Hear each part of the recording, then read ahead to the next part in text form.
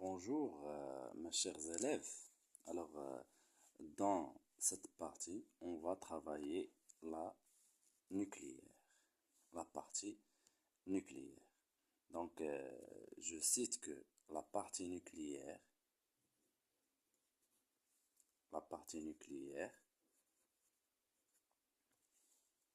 se compose de quoi? Se compose de deux chapitres. Le premier chapitre, c'est la décroissance radioactive. La décroissance radioactive. Et après, on va parler de l'énergie, le chapitre énergie, masse, bien sûr noyau, masse et noyau, la relation entre ces trois grandeurs. Donc, s'il vous plaît, on commence par la décroissance radioactive. Alors, bien sûr, on va faire révision sur les ondes. Alors, nucléaire et ondes, le poids dans l'examen national, c'est environ 3 points. Donc, il faut que vous saviez ça, s'il vous plaît. Donc, on doit savoir, on ne doit pas rater ces 3 points parce qu'on peut avoir des questions qui sont à la portée de tout le monde. Donc, on commence par la décroissance radioactive. Donc, directement, on va passer à la décroissance radioactive. Donc, on passe à la composition d'un noyau. Composition d'un noyau. Bien sûr, le symbole d'un noyau, il est noté comment? C'est X, A, Z. Alors, il faut savoir que ce X, c'est quoi X? C'est l'élément chimique. Élément chimique. Bien sûr, ce A, c'est le nombre de nucléons. Nombre de nucléons. Quoi encore, s'il vous plaît? Nombre de nucléons ou bien de masse. Nombre de masse. C'est bon. Donc, ce Z, c'est le nombre de protons. Ou bien, nombre de charges. Numéro atomique, mais dans cette partie, on s'intéresse à ces nomenclatures. Bien sûr, il nous reste à déterminer le nombre de neutrons. N. N, c'est A-Z. A-Z, c'est le nombre de quoi? De protons. Pardon, c'est de neutrons. Voilà. Neutrons. Très bien.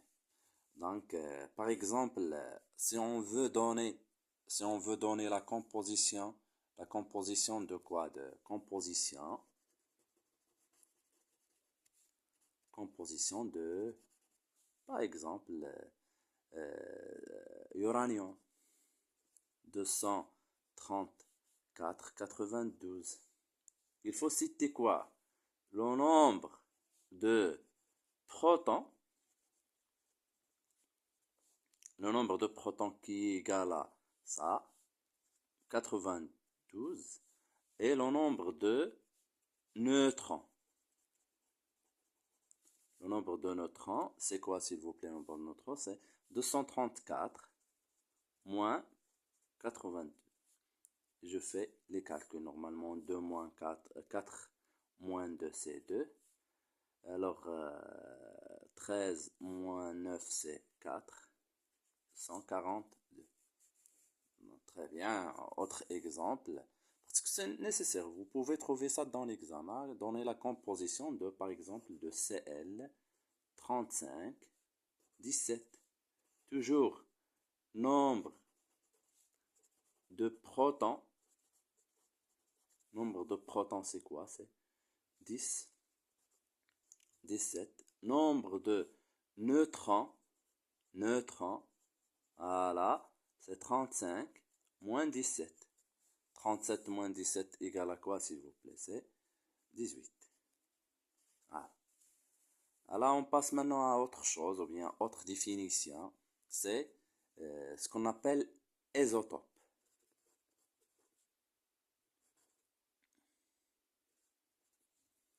Alors, c'est quoi isotope? C'est l'ensemble des noyaux. Vous devez apprendre les définitions, hein, et surtout le mot isotope. C'est l'ensemble de quoi? Des noyaux, ou bien nucléides. On peut trouver même nucléides. La même chose. Nucléide, c'est un noyau caractérisé par un nombre de protons et un nombre de nucléons, bien de neutrons. C'est l'ensemble des noyaux qui ont quoi, s'il vous plaît? Qui ont le même nombre de protons, et un nombre de quoi? De nucléons. Nucléons bien neutrons. À vous de choisir. Nucléons les neutrons, bien neutrons, différents.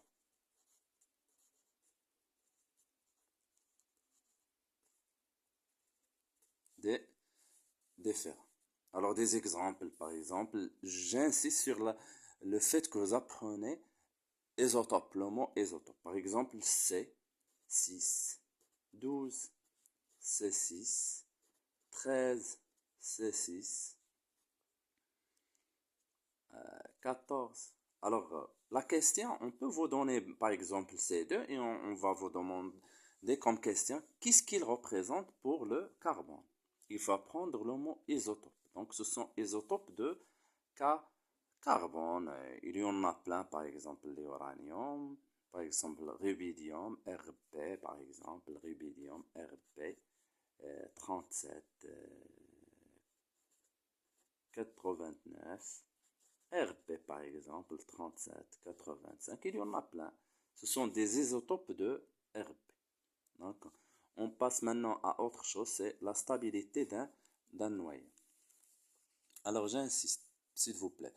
Si vous prenez des feuilles et vous reproduire le cours avec moi, vous n'aurez aucun problème. J'insiste, vous n'aurez aucun problème lors de la science des exercices. Lorsque je vais vous donner les exercices où on va travailler sur. Donc, vous n'aurez aucun problème. Alors, on passe maintenant à autre chose, c'est ce qu'on appelle, ouais, ce qu'on appelle quoi, s'il vous plaît, c'est bien sûr, voilà, c'est le diagramme de Sigré. Le diagramme de Sigré, ou bien le diagramme NZ. N en fonction de 2. Alors ce diagramme, c'est la représentation de quoi? De N en fonction de Z. On peut les inverser. Donc ce diagramme se compose de ce diagonale. Alors le diagonale, ou bien la première bisectrice, il est caractérisé par quoi? N égale à Z. Son équation, c'est N égale à Z. Donc si on fait par exemple ici, c'est 20. La projection sur la courbe, ce diagonale ici, on va trouver 20.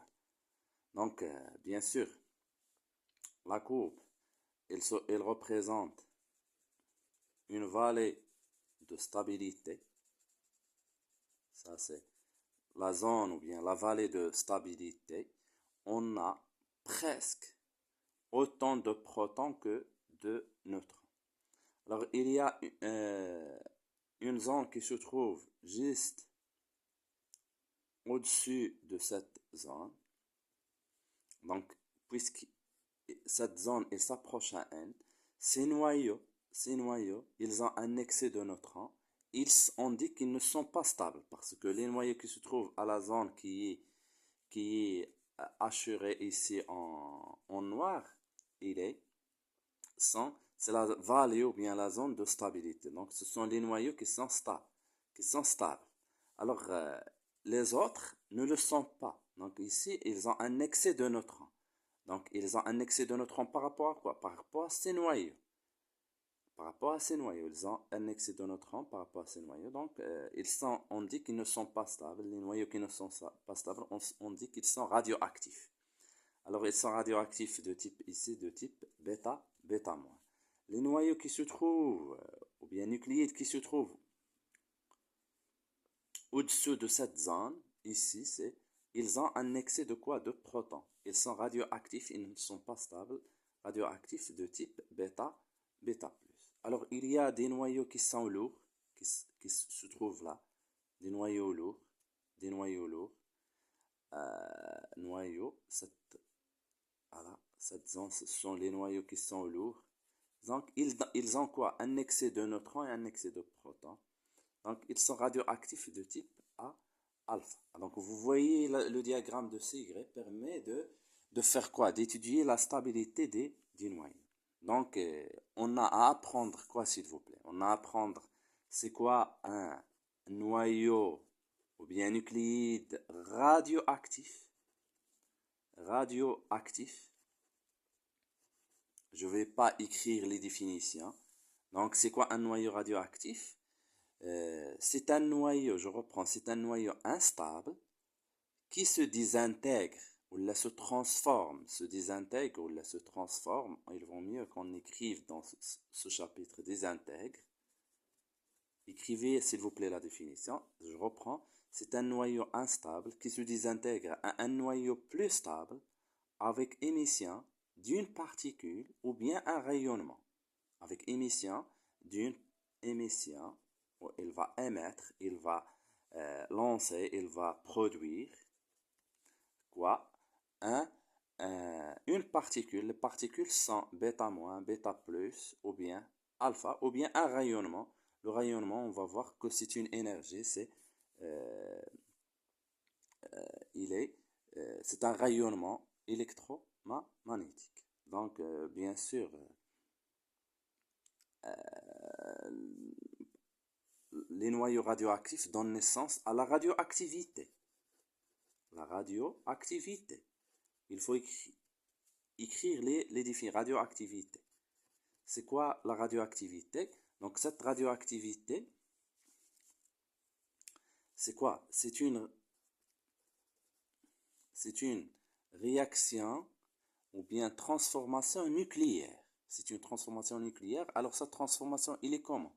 Il est spontané ou bien naturel. Je reprends, la radioactivité c'est une réaction nucléaire spontanée d'un noyau instable à un noyau plus stable avec émission d'une particule ou d'un rayonnement. N'hésitez pas s'il vous plaît d'écrire les définitions. Alors, le mot spontané.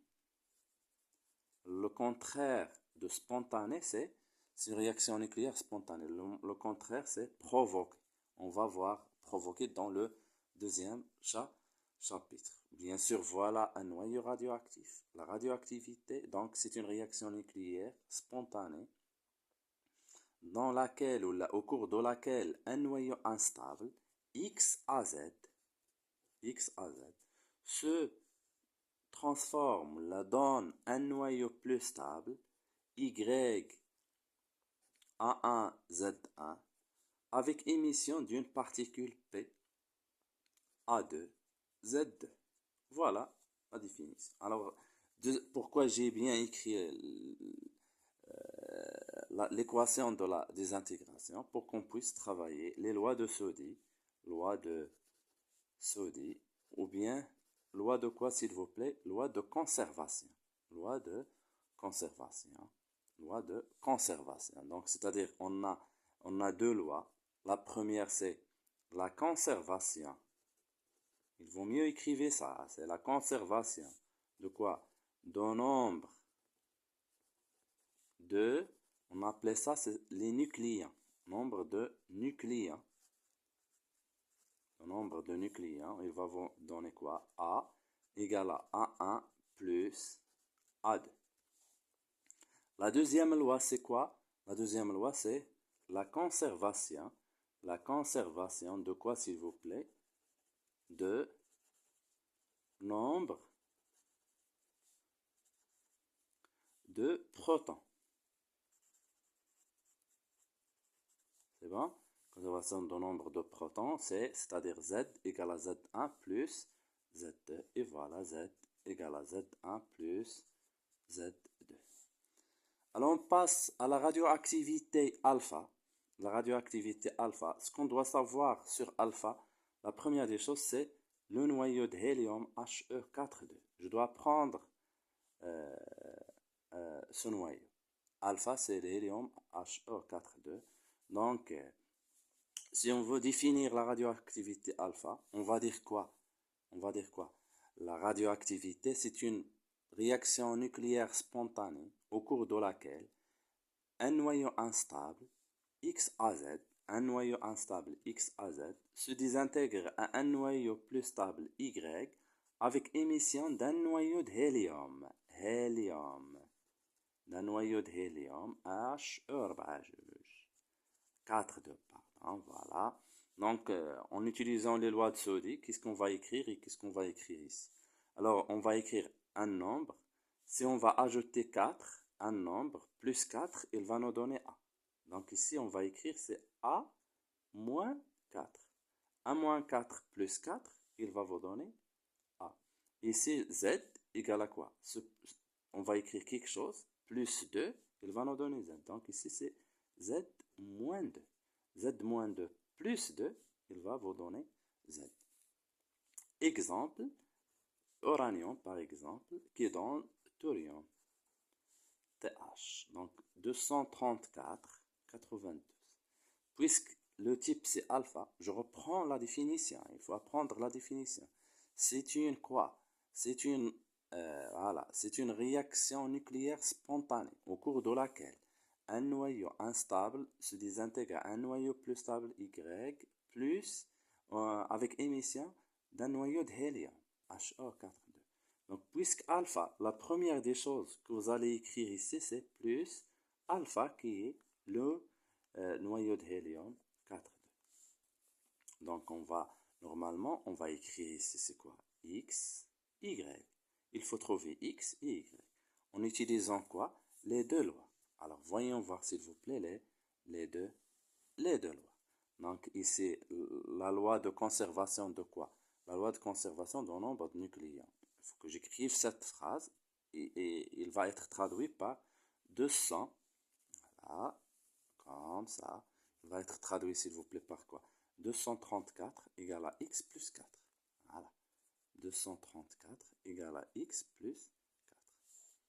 Très bien. Et je vais faire passer ce x vers l'autre, ce 4 vers l'autre côté. Donc, on aura 234 moins 4 égale à x. Donc, ce x, il va être égal à 230. Donc, ici, je vais écrire 230.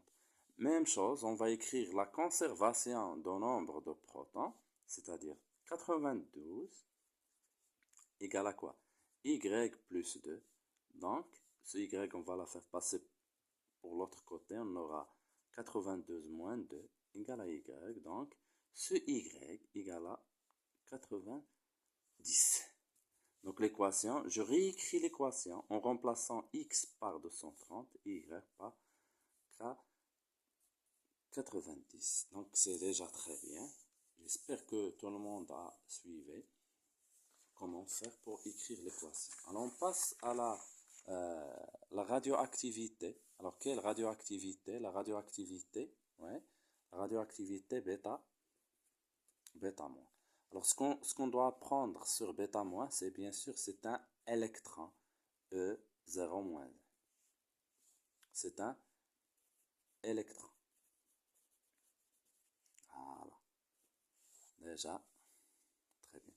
Donc, si on veut écrire l'équation de la radioactivité alpha, ou bien sa définition, c'est une transformation, ou bien réaction nucléaire spontanée d'un noyau instable qui est égal à quoi, s'il vous plaît? XAZ, à un noyau plus stable Y avec émission d'un électron E0-.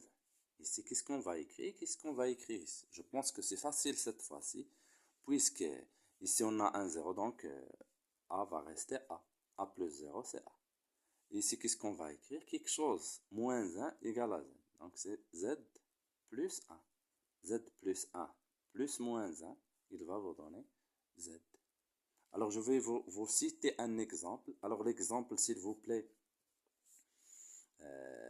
par exemple, le carbone, il va nous donner N. Donc, puisqu'il est de type bêta-, la première des choses que je dois écrire ici, c'est E0-.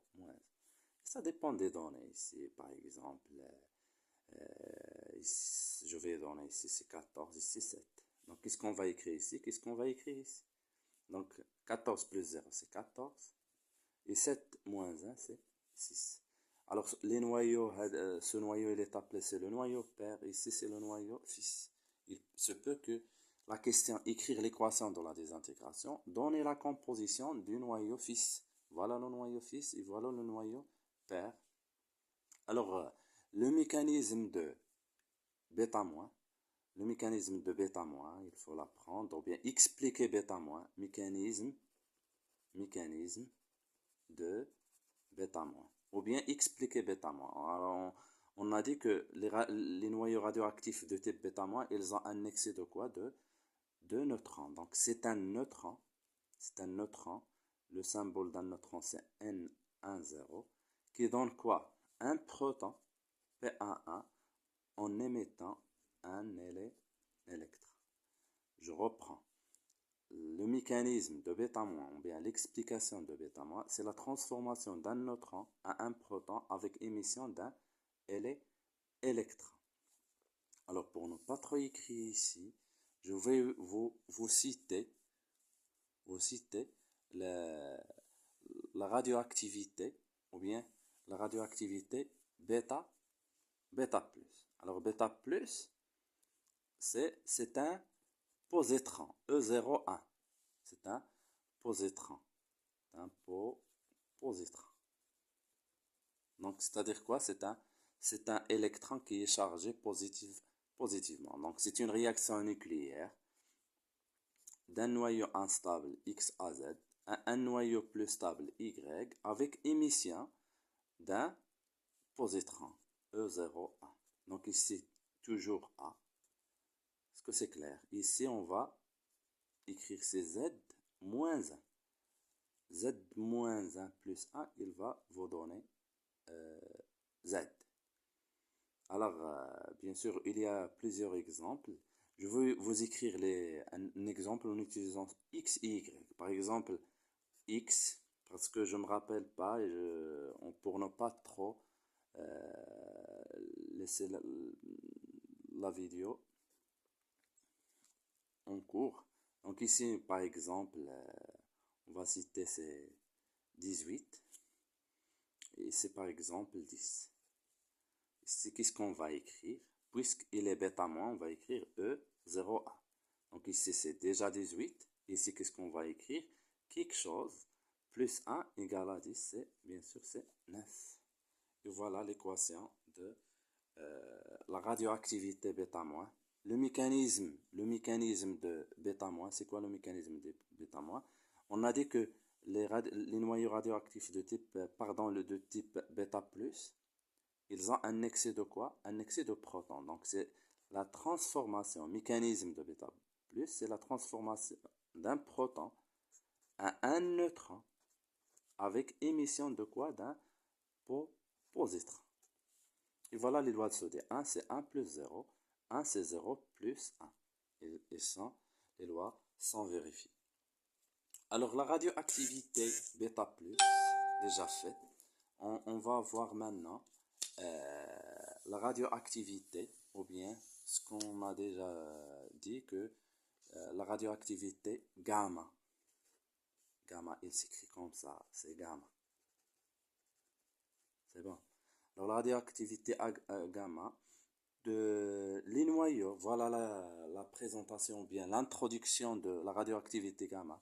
Les noyaux radioactifs de type, que ce soit alpha, bêta-, bêta+, ils sont souvent dans leur état excité.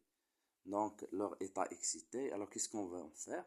Ils libèrent l'excès d'énergie sous forme d'un rayonnement gamma. Donc, gamma, c'est une énergie électromagnétique. Alors, l'équation de la radioactivité, par exemple, X à Z, il est facile. Donne X à Z. Donc, ici, le noyau, il se trouve dans son état excité. On mentionne l'état excité par cette étoile. Il va libérer son excès d'énergie. En libérant, se forme d'un rayonnement gamma d'une grande énergie électromagnétique. Très bien, voilà le rayonnement gamma, par exemple, O 816. Voilà, il va vous donner quoi? O, même chose, on n'a pas de calcul ici, plus gamma. L'excitation d'énergie, il va le libérer sous forme d'un rayonnement gamma. Très bien. Alors, on passe à autre chose, ce qu'on appelle... je vais vous citer l'exemple ou bien vous donner le nom après cette explication. Alors, suivant, s'il vous plaît. Si par exemple, on a un noyau X qui n'est pas stable, il va vous donner un autre noyau X1. Et ce noyau X1, il est plus stable que ce noyau, mais n'est pas plus stable. Ce noyau, il va vous donner un autre noyau X2. Et si X2 n'est pas stable, il va donner un autre noyau X3. Et ainsi de suite, jusqu'à l'obtention d'un noyau qui est plus stable. Alors, bien sûr, l'ensemble de ces noyaux, ils forment ce qu'on appelle famille radioactive.